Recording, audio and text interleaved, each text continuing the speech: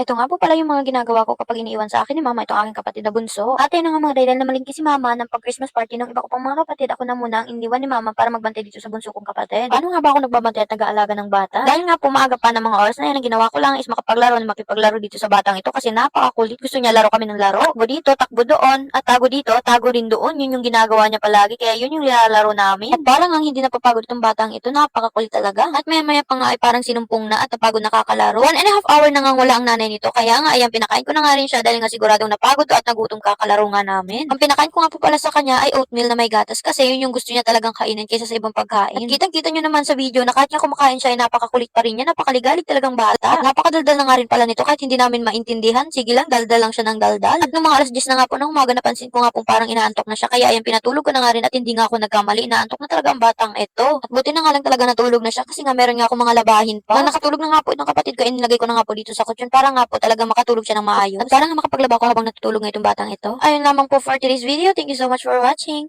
Bye!